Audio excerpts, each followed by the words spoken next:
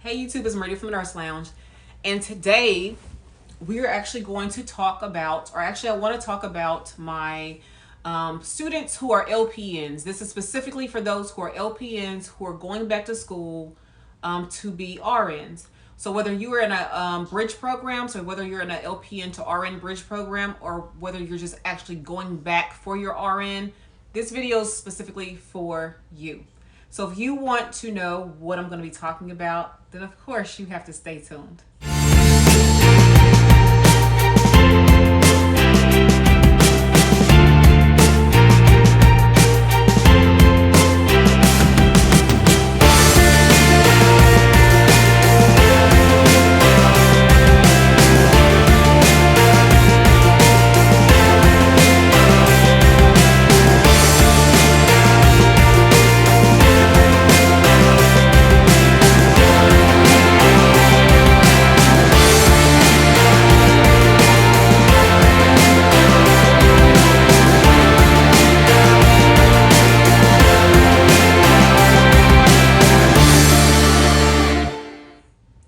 All right, so we are back.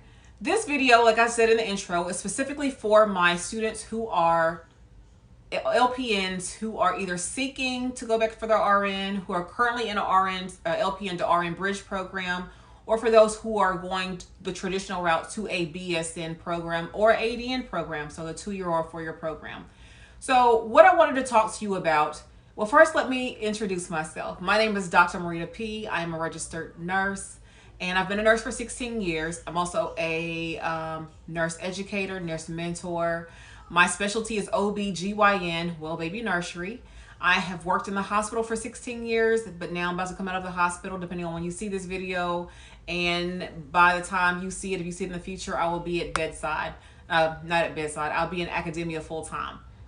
So I have a wealth of experience, and I currently do teach LPN to RN students. I do the clinicals for a certain school in the state of Tennessee, and I happen to notice certain things that I want to say with these students that are not necessarily bad, but I want you to be mindful of these things when you are making that transition from LPN to RN, registered nurse.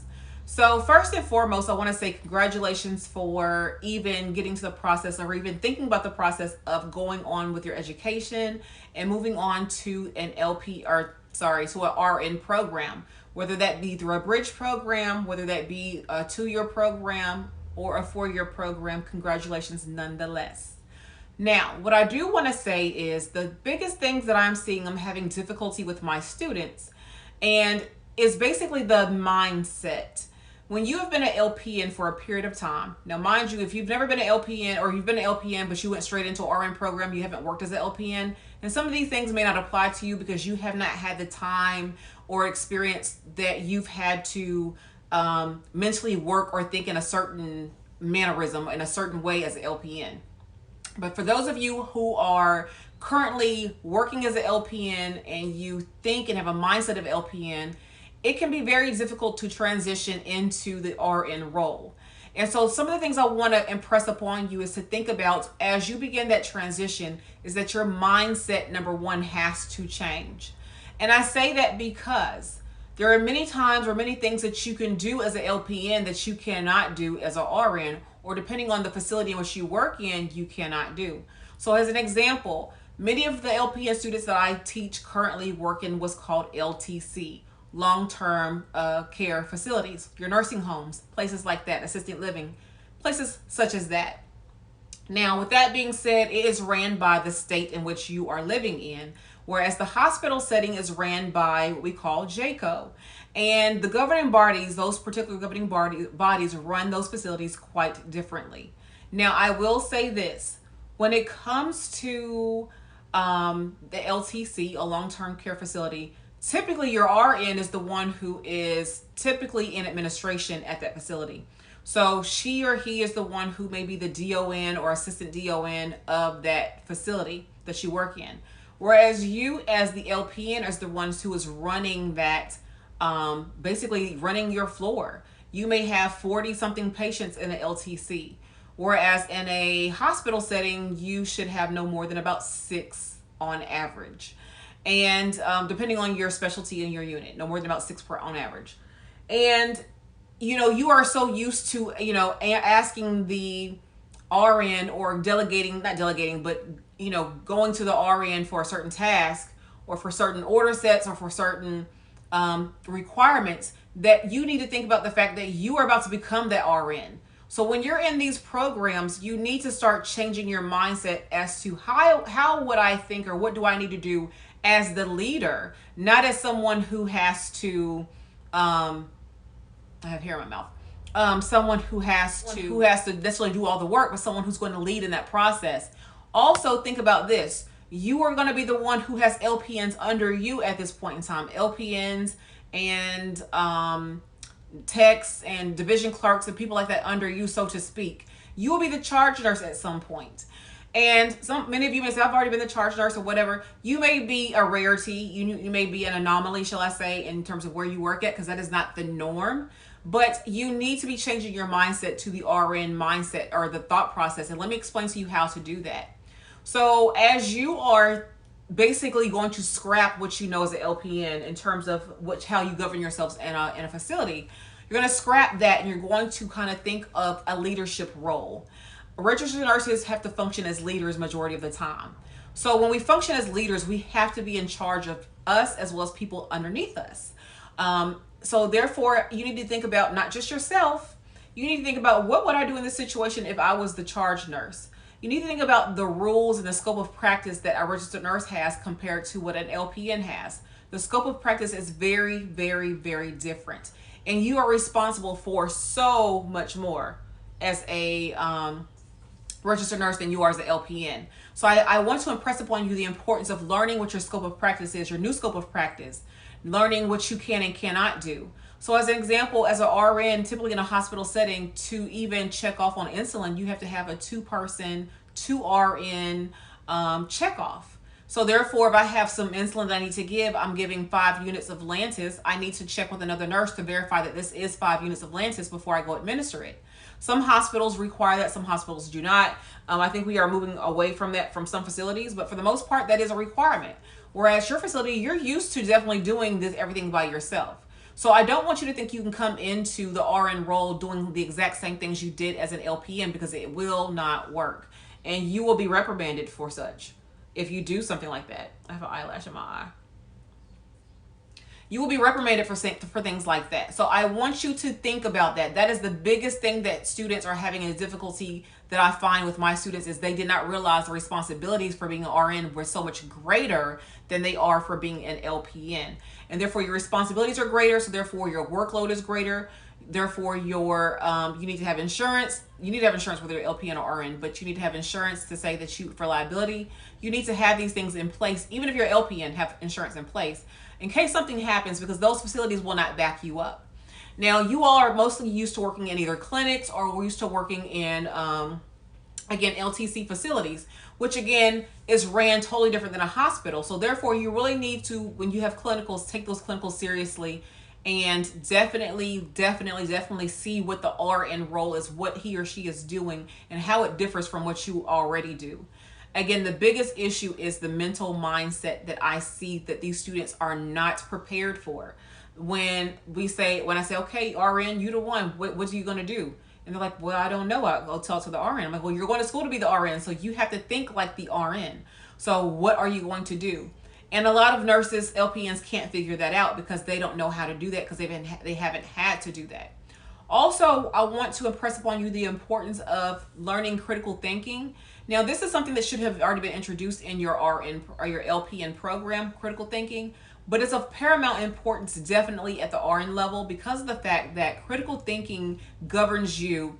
Critical thinking and clinical judgment governs you into your practice in your day-to-day activities. And you need to think about what to do in certain situations. Also, keep in mind, unless you have been certified to do so, LPNs typically can't do IV pushes. They can't do certain things that RNs can do. They can't do blood. You're about to expand your role to do things that you have never done before. Even if you've been an LPN for 15 years, there's things that you were not allowed to do that you will be required to do now. So definitely learn those skills of being, I know you know how to start IVs already, but definitely how to do IV push medications, Learn those calculations that you need to learn. Know how to administer blood.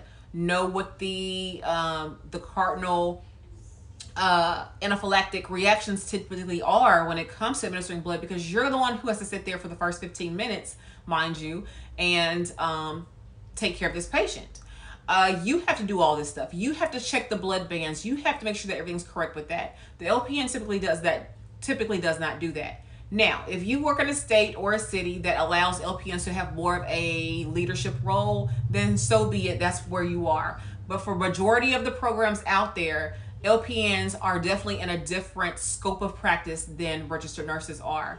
So again, this is specifically for my LPNs who either already in LPN school or they're thinking about going from LPN to RN or whatever you may be doing. Just know that those situations are the most paramount, that the mindset is the hardest thing to change when it comes to you transitioning from the LPN to the RN role. The skills you will learn. The skills you will learn just like you learned them the first time. So that's nothing different. The issue is going to be that mindset that has to change from the LPN to the RN. Definitely ask questions. Definitely work on critical thinking skills. Work on clinical judgment skills, because it's going to be you that everybody comes to when it comes to these issues. It's not going to be the LPN. And like I said, your responsibilities are greater. You have to answer to your management at this point in time, and you have to answer as to why the LPN on the floor, which is not you anymore, didn't do certain interventions, because you have to make sure that they actually get done. No, I'm not saying you have to go behind him or her every single time, but at the end of the day, you're responsible for your floor. And again, I just want you to know that, because that's just kind of how it is in the RN world. So hopefully you have found this beneficial. If you're LPN and you have any questions about transitioning to RN programs, definitely leave those comments below. I just want to kind of touch on a few things that I've seen in my educational teaching practices that I'm beginning to learn that students who are LPNs transitioning to the RN role they lack critical thinking skills, and their mindset is not ready for what an RN does. Also, I want to talk to you about, one other thing, charting. I have noticed that my LPN students chart because they work in LTCs, they chart at the end of the day. When it comes to a hospital setting, you need to be charting right after you do an intervention. You don't hold all your stuff down till the end of the day. And that's something else that students typically do. When I take them to the hospital to do clinicals, they're used to the LTC, so they'll sit there all day long and, they'll sit there all day long and not have anything done. I'm like, okay, it's 12 o'clock at noon and you don't have any documentation. If you didn't document it, you didn't do it. So basically, when a physician walks into a room and they see, or they get a chart and they see, okay, this patient has not been documented on since the previous shift and it's now noon, according to that doctor and that document, the patient has not been seen. So be mindful in the hospital setting, you have to chart every time you do an intervention immediately after. So not waiting to the end of the day. That's something else that they tend to do that they don't realize, but that's a big change. Also, because of LTC compared to the facility or to a hospital unit, they're not really mindful of the fact that there's more of an urgency in acute care compared to LTC.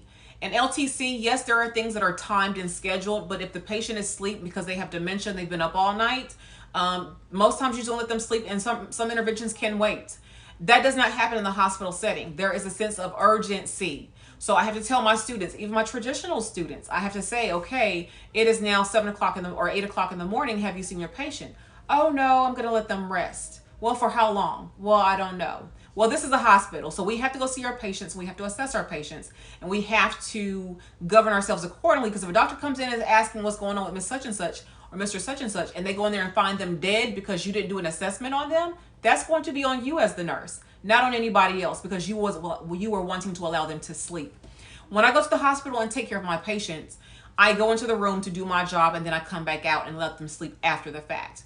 They're in the hospital because they are healing from something. Don't nobody come to the hospital for the most part just to sit there and see what's going on, okay? They come in because they're healing from something, okay? They're healing or being treated for something. So therefore, as our RN, we have a responsibility to go in and assess our patients in a timely manner. And I'm not saying as LPNs you don't do that, but I'm saying in an LTC facility, you don't have the urgency that we have in a hospital setting. So I want you to understand urgency is also important too. prioritization, which patient is more important to see, the one who wants a Sprite or the one who is bleeding actively. Well, obviously in that scenario, the person who's bleeding would be the more priority, but you could delegate the LPN or the tech or someone else to go get the Sprite for the patient who needs the Sprite. So again, things like that is something for you to think about as you are transitioning from your LPN to your RN role. And I hope, again, this has been beneficial to you. Like, comment, subscribe, share. Follow me on IG. You will see the handle somewhere on this screen. Also, you will see in the banner at the top, also description box below. I definitely want you to continue to follow me and watch me on this channel, The Nurse Lounge, as well for nursing content, as well as enjoy some of my other content as well. Again, congratulations on you all who are thinking about or who are currently embarking that journey of becoming a registered nurse. And until the next time, you all take care. Bye-bye.